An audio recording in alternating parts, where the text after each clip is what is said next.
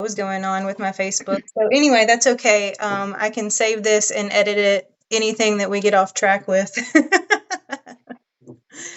Okay. So first of all, you look beautiful as always. I don't think I've ever seen you a day that I've known you that you don't just look like you're ready to be put in front of a camera. Well, thank you very much. It's been a really good time here in Miami. I went to the beach yesterday. It was like a monsoon, but so I'm just trying to live it up down here for the week. Good. Well, let's hear a little intro about you. I want this to be about you, not about me. I've just really enjoyed being part of the ride with you. So, just a little intro for moms, because I work with so many moms and I'm not a mom. So, let's hear a little bit about you and who you are and what you do.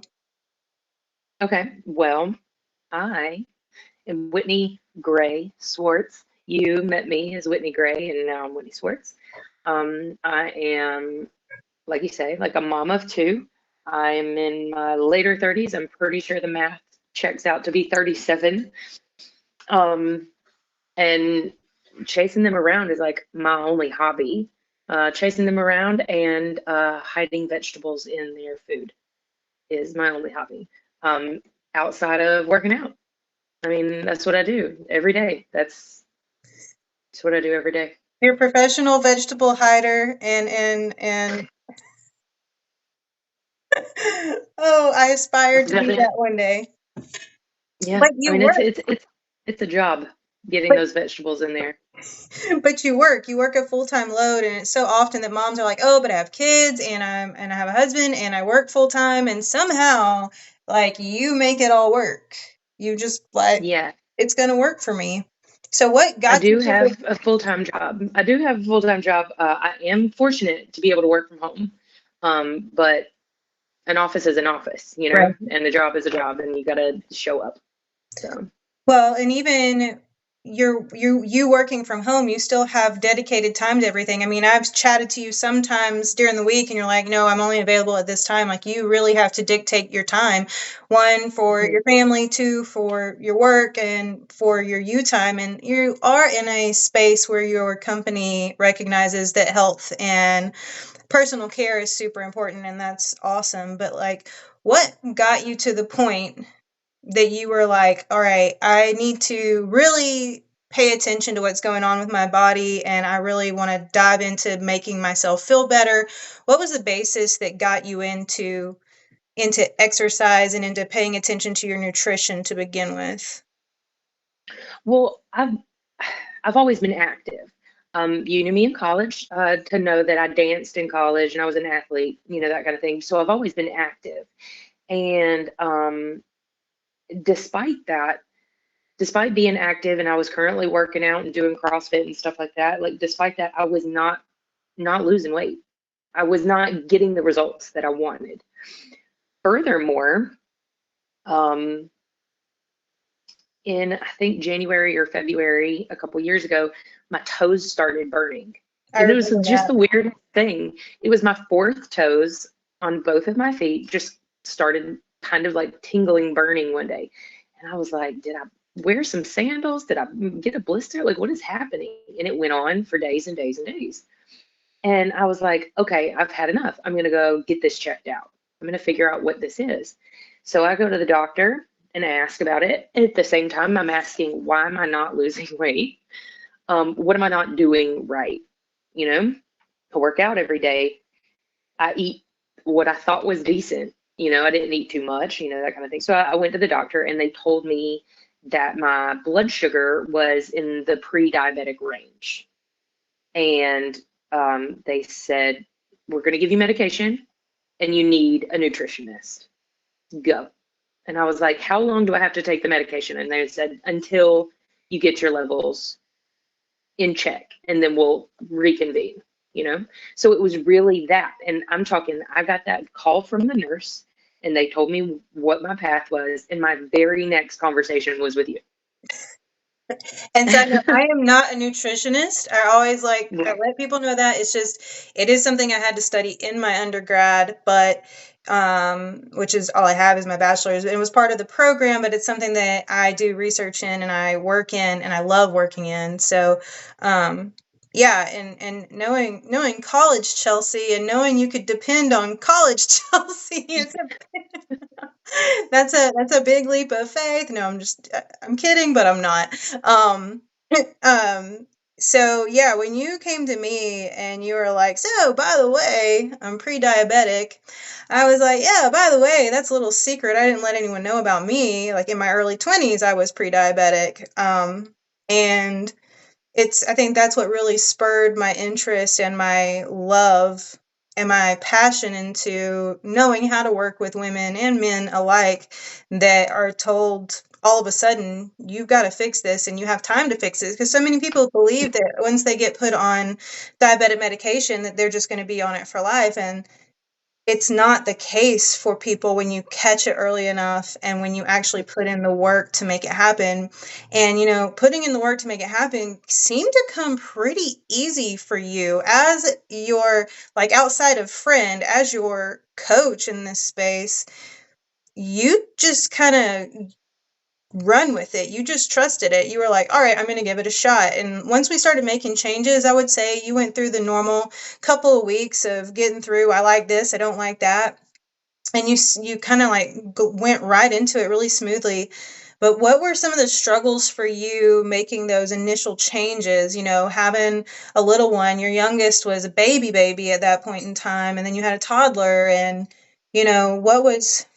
what did you find were your struggles getting into the routine of changing how you ate and how you presented food in front of your family? And also, what has kept you on that path for literally years at this point?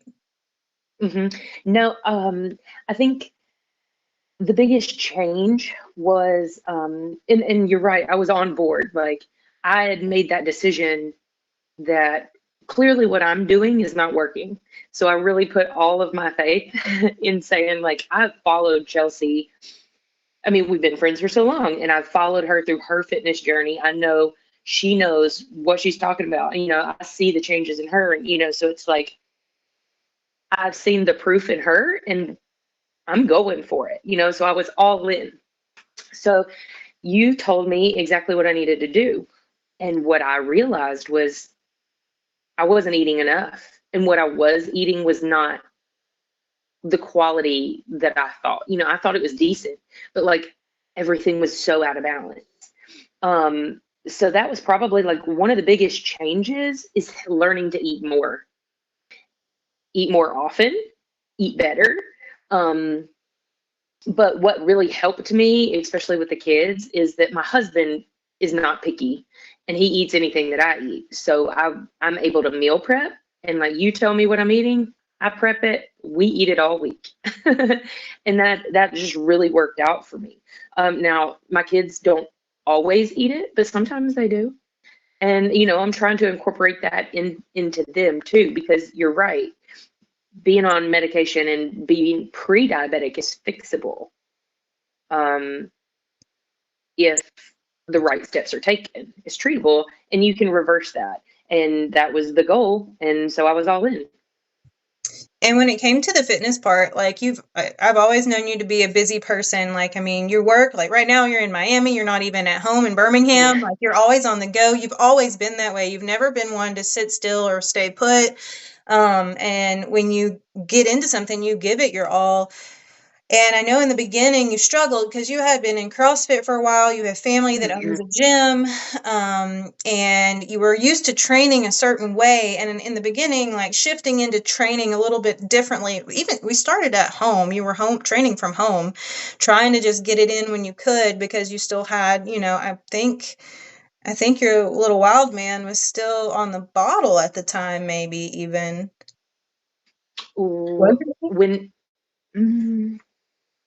the no, the youngest one, Barrett, was still Yes. like really, really young, because I'd quit nursing him after like 16 months. And that's when I thought the weight was going to fall off. Right. I'm one of those people that breastfeeding did not just drop weight for me like it does for others. And so I was like, when I get done doing this, it's going to fall off. And despite doing the CrossFit, it did Right. not fall off.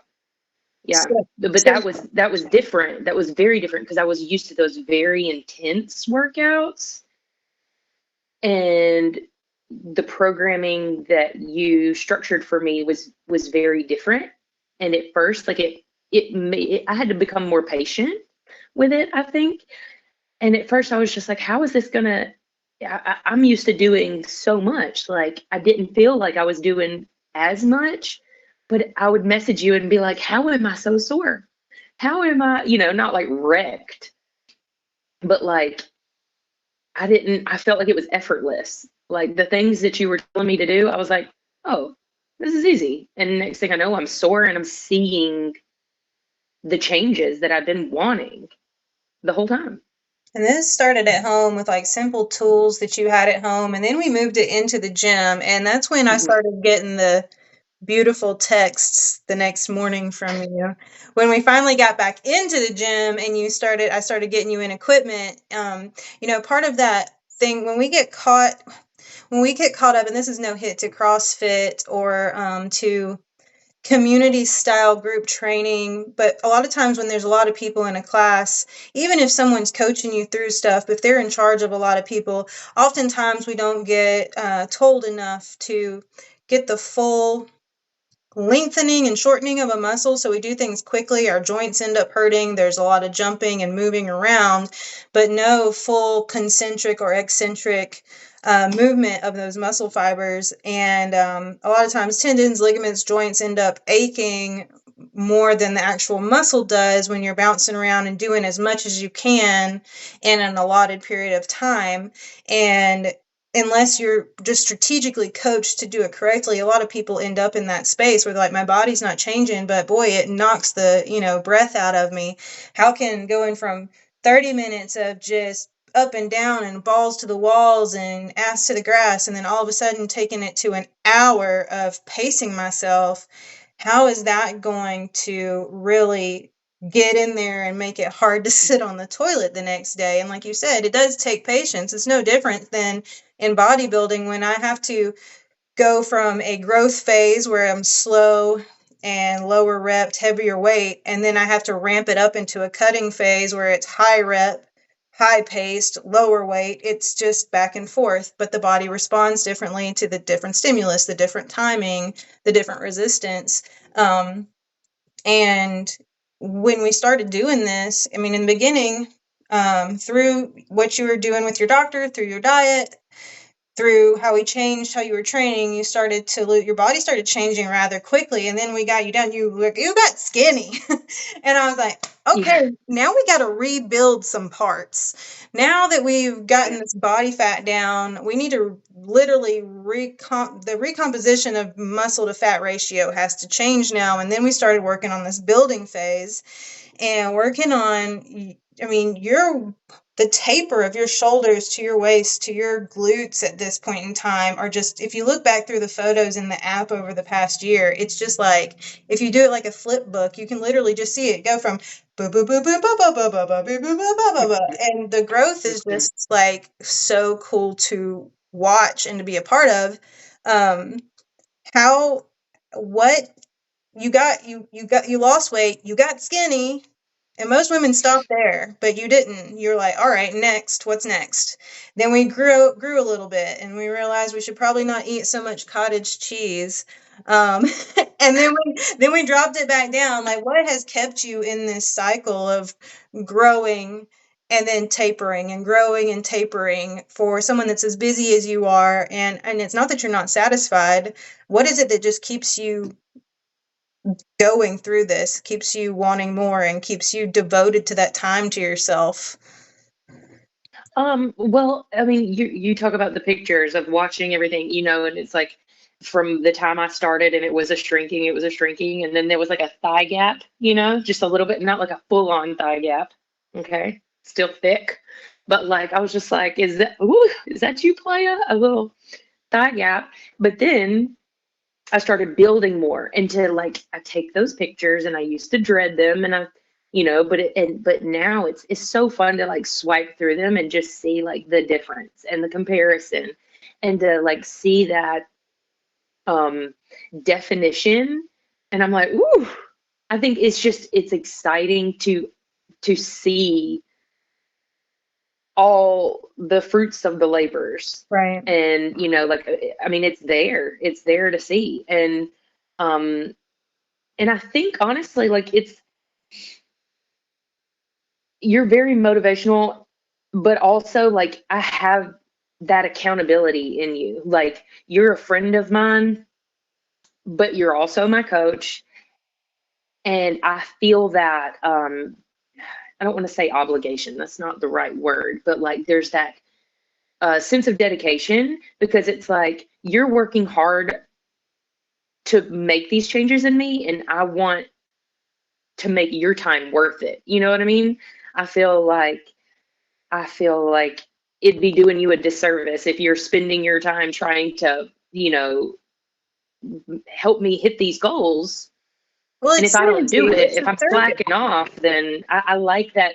What is the word I'm thinking of? Is it a D? It's not a discipline. I don't know. It'll come to me. Well, Um, there's a synergy here. It's a circuit. You put in, the more effort you're putting in, the more guidance there is to give. The more that someone's dedicated to making sure it happens, the more I'm able to dial into the details for you. It's really hard to dial into details with someone that's not doing the work to put the flour in the bowl to make the cake. Like if you can't even put the scoop in the sack of flour to scoop it up to put it in the bowl, I can't take you much further. If we're mhm. constantly having to just restart or stay, at the base layer, there's reciprocation here. And Yeah, and it's accountability at the same time. Like I feel that sense of accountability. I feel like I don't Um, check in enough on you, but you just do the work. I used to be pedantic, like, hey, hey, hey, hey, hey.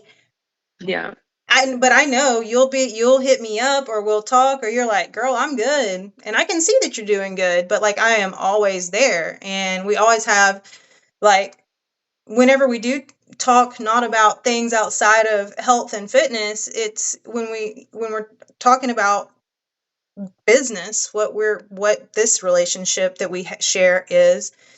You always give me something to grow as a coach and as a leader in what I do, and I'm always learning from you, and you're one of my best examples of people that I learn from, because you reciprocate. Because if I do the math, if I work it out, if I put together what I think is going to work, we can literally see through trial and error if it works, because you're going to give it the time, you're going to give it the grace period to see what happens.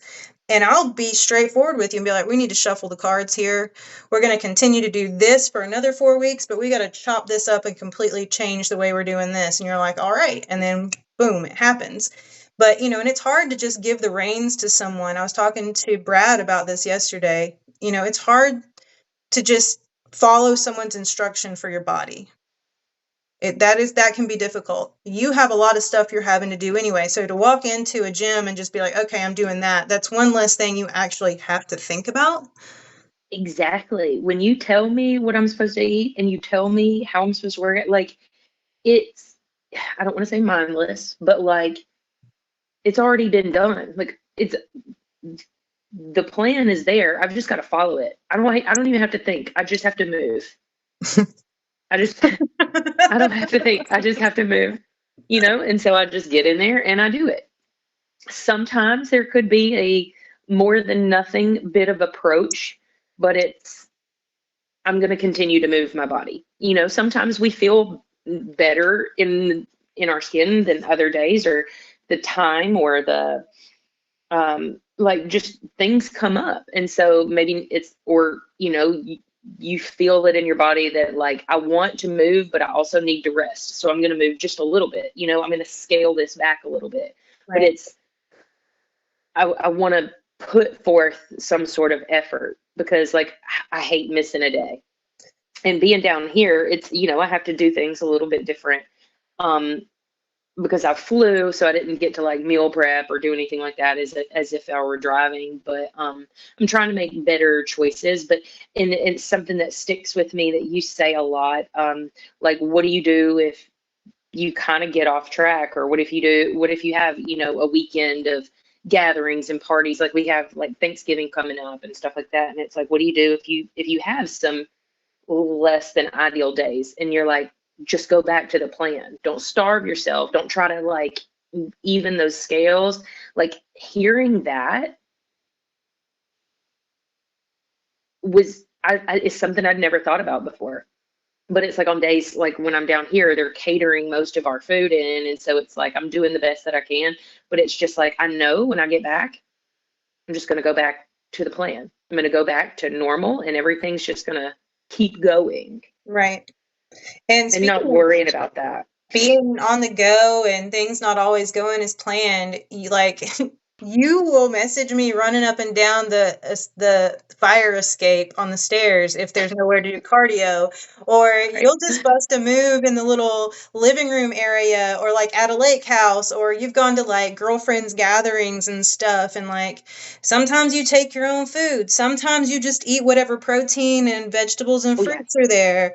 And, for a lot of people, it's like, oh, I feel weird doing that. Like, is it weird for you to just be like, hang on, family at the lake house, I need to go bust a move real quick? Or hang on, hubby, I'm going to go run 20 laps up and down the 10 level of stairs in the fire escape. Like, that's just become normal for you. And people are like, okay. And so many people have a fear that, like, their behavior modification for themselves is going to interfere with other people. And like, how have you handled that? I don't think you've ever had an issue with it. I think, No, I really haven't. But like when I was on vacation, I mean, it was just like this. I'm going to try to make this as clean as possible, but it's like there are some people, men, that will go spend 20 minutes in the bathroom. Okay. I'm just going to take my 20 minutes and I'm going to run up and down these stairs. You know what I mean? I'm going to take my 20 minutes and take a lap. I mean, it's good to get that break away from my kids sometimes when they're there every single day. Sometimes I can incorporate them into that, and that's helpful, like going on bike rides and stuff. So that's helpful. But like also taking my own food, taking my own snacks. Like it's something I remember you doing like a long time ago. You're like, I think you were in like a competition prep kind of scenario, and like you're like, well, I'm taking my own food. Like we're going to a full social gathering, but I'm going to take my own food. And I was like, oh, that seems like work. But now, if I don't either eat my meal prep before I go somewhere or whatever, it's like I end up eating and regretting it. Like it's not even like as good as it once was. Like all the holiday food, like I don't mind bringing my own thing and making the healthy version of something. I'll share it with you too. Like if you want some, you can have some of my healthy version buffalo chicken dip, like why can't we have healthy options? I Aunt think maybe it's an Susan. Alabama thing. I do have an Aunt Susan. How funny. But like, I mean, I think me being in Alabama and being in the South, it's like you have a gathering and everybody's got a casserole. And And it's, while they are it's good, got it's got condensed milk and cream of mushroom soup in it and a whole and a stick of whole butter. bag of cheese and a pack of Ritz crackers. I mean, they're good, comfort food. We But all we have those all things. feel bad. And being a southerner myself, that we have this whole like joke about getting the itis after a family gathering. Like, no, you have But gas and that's the thing. indigestion and your body fucking hurts because you ate like a dumpster raccoon. Yeah. And so like my Yeah. rule of And thumb for people is like, if you're not going to take your own stuff with you, have like make your plate mostly full of the leaner proteins that are there, whether it's ham or chicken or turkey, get the leaner pieces off of that. If there's like, deviled eggs, get some of those, and the green vegetables and salads. And then if there's one dessert you want, have a piece of it. If there's three desserts you want, have a third of a serving of each one. Make it beneficial to you. If you have 1,950 calories in your day, you can easily have a healthy breakfast and lunch and snack. And then, sorry. Mine popped up too. And then, go on to have your dessert. And I don't know, and on special days and occasions, I say, like, pay more attention to to your calories than you do your macros. Don't not enjoy Mhm. a birthday. Like your kids, you're going to have a cupcake. You're going to have a piece of their cake. You're going to be part of the cake smash or whatever. Christmas, you're going to have one of Santa's cookies. Don't deprive yourself of the joy of that. But don't overindulge so much to the point that you regret it, or you're feeling like garbage and can't enjoy the next 2 days of your off days before you go back to work the Monday after the holiday. Or, Just whether it's the water retention, like having too much sodium, or just whatever affects, we're all affected by different things, and we've found out with me, I was affected by a lot of things. And I feel so much better for taking them out. And and I've finally gotten to a point where I don't miss a lot of those old things, like the old foods. I've got 2 kids, 6 and 3. We've got a pantry full of snacks that they probably shouldn't even have. But I'm not tempted by those snacks. Like I feel like I've made a huge leap in my journey to, like, okay, we do go to Thanksgiving. I get like one spoonful, and I'm not even saying like a spoonful, like a helping. It's not even a whole helping. It's like I might get like one little spoonful, like one spoonful. Enjoy it, but like I'm not gonna overindulge. Like I'm not just gonna like gorge myself. And I've made it a long way where it's like, oh, what dessert does Ben want? Well, I'm just gonna take a bite as I'm delivering it over there. You know what I mean? And it's like I don't even miss it sometimes. Like most of the time I don't. And even when it comes to like cheat days, like I know you kind of program those in, or you kind of, you say like you can have a cheat day every so often. I don't even factor that in anymore. Like I don't even I don't know the last time I've had like a full on cheat day. I don't, because I still feel less than my normal, my new normal, post COVID new normal. But like my normal now, like I don't want to go to the Mexican restaurant on Sunday and then have to come home and get horizontal because I'm miserable, because I ate the chimichanga and a whole bowl of chips and queso, like just those better choices. Like I prefer the lane that I'm in now. And I love that for me. right. Right. And that's just it. Like people have to take into consideration it's for you. Whenever, oh, what's so and so, there's always going to be someone that has something to say about it or something they think about it or whatever. But what you do for your body is not affecting anyone around you as long as it's good for you. You're performing amazingly at work. You are doing more and more with your friends and your family and your kids. You go to friends gatherings and girls trips, and you're always doing and going somewhere. It's not taking away from it's giving you more life, if anything, that you're controlling these things. I mean, imagine these some years later down the road from being told you were pre-diabetic that you didn't make any changes at all. Oh, Would you be going and having lake days and beach trips with your girlfriends and going for hikes and bicycling with your kids, and like you probably wouldn't be doing that stuff as optimally or as free spirited as you are right now. yeah, no, it's the quality of life has greatly improved. Um, and I feel better in my skin. Like I know it's not all about aesthetics. Like the whole journey began really for health reasons. Aesthetics have been, it was originally the goal, but then it was health.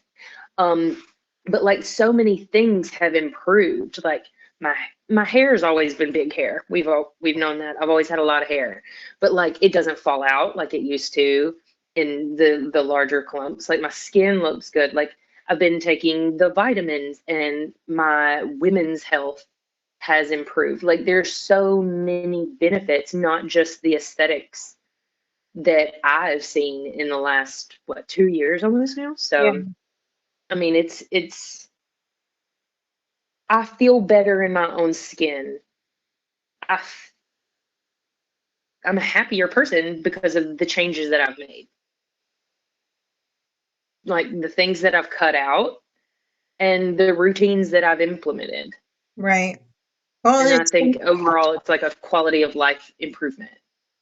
it's been something that was easy for you to adapt to because I think you kind of got a scare. Like I think anyone that's told, I know when I was 21 years old and I was told that I was pre-diabetic. I mean, gosh, living at the sorority dorm, I could hardly walk up the stairs to get to the Zeta Hall. Like, there were all these things that I was realizing I was struggling with. And yes, every day I felt myself struggling with this stuff. But then when the doctor was like, your A1C is like 7.2, and they explained that to me, like that's when I went to an intro to health class, and that is where like this whole education, my degree, what I do started.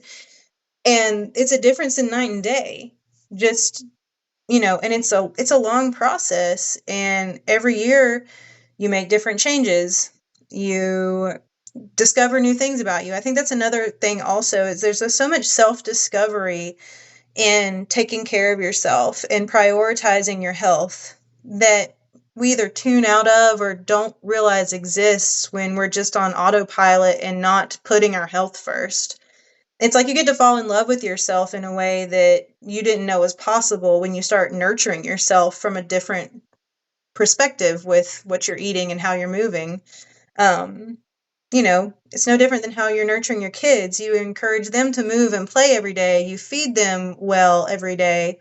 And then when you start doing that to yourself, it's like you get to see yourself blossom completely differently all of a sudden. And that, for me, as someone who's not a mom, something that I get to experience working with moms, when moms actually start taking care of themselves, it's like y'all just go like, ah. And it's just like it's such an awesome thing to be a part of. Um, but I love working with you, and I love being like, ooh. I love being the little lab rat that's literally giving the scientist, it's like backwards. It's like I'm the lab rat and I'm giving the scientist the work to go do, and then just watching it happen. So I really appreciate you letting me be a part of this with you and giving me your time this evening while you're an hour behind me and far from home.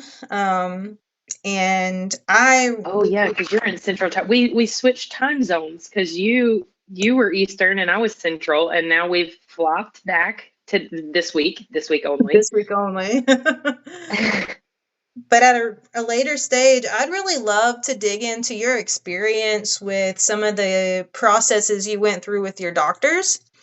Like even just me and you just chatting about it, I'd just like to hear, because I have a lot of people, a lot of clients I've dealt with or that I am dealing with and working with who have come to similar crossroads that you have and are having to make decisions about medications and about how they're going to approach certain things, and if whether we make it public or it's just between me and you and I share it as, hey, so and so, I have this person that experienced this. But I'd love to pick your brain after the holidays when we both have some time to just like chit chat. um but yeah, I'm gonna delete that little excerpt out of this before I post this anywhere. But thank you so much for your time, and I hope that you have a lovely rest of your trip in Miami and you get home safely this weekend and you have a great Thanksgiving. And I expect to see a picture of a dessert that you're taking to Ben that you take bites of. What happened to this? What happened to this? It'll still eat, Ben. It'll still eat. It'll But yeah, no, I'm so glad we got to chat. Yes, let's do it more often. Not so much about this kind of stuff. And when I traipse my way back to Georgia, I need to swing through Birmingham and see you guys. I'll be there, hopefully.